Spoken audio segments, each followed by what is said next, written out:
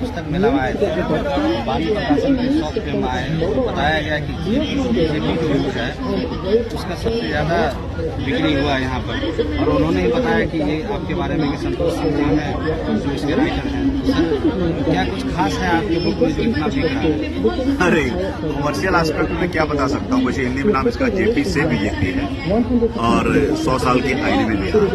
मैंने बेसिस कोशिश की है ना कि जनरली क्या होता है कि वॉल्यूमिनस चीजें जनरेशन के लोग नहीं पढ़ते हैं, और खास करके रील्स से आगे आए ना तो लोगों का अटेंशन स्पान कम हो गया है। तो मैंने छोटे छोटे चैप्टर्स में 12-14 चैप्टर्स में कोशिश किया है कि 100 साल की हिस्ट्री मान के 1920 के थे, 1920 से लेकर 2020 में अब कैसे कह सकते हैं। तो इसको हम पर्सनालिटी के ग्रुप में हैं कि भाई लोग जाने जगदेव प्रसाद पहुंचे, रामनगर पहुंचे, लोहिया आए तो क्या हुआ, उसके बाद क्या पॉलिटिक्स है, कर्पूर ठाकुर पहुंचे, रामानंद तिवारी पहुंचे, कपिल सिंह क्या थे, कांग्रेस की पॉलिटिक्स में क्या हुआ, लालू नीतीश रामविलास की क्या कहानी है, सुशील मोदी की क्या कहानी है, बीजेपी के राइज की क्या कहानी है, और नीतीश कुमार क्यों लगातार जीत रहे हैं, अगली पीढ़ी के 6-7 नेता कौन हो सकते हैं, और आगे भविष्य में क्या हो सकता है, तो पिछले 100 साल और आने वाले क्या हो, इसको मैंने सरल शब्दों में बढ़िया हिंदी अनुवाद करके सारे एकेडमिक ग्रंथ लेकर के सिंप्लीफाई किया है। जनरली क्या होता है, लाइब्रेरी की किताबों में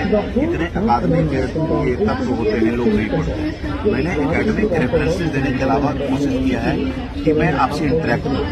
किताब को किस्सा गोई के मामले में मैंने बेसिकली 100 साल के बिहार की कहानी बताई है। तो आपको लगेगा कि भाई संजय उवास टाइप का है ना, भाई आपको महाभारत का बता रहा है, तो मैं अपने आप को संजय पाता हूँ।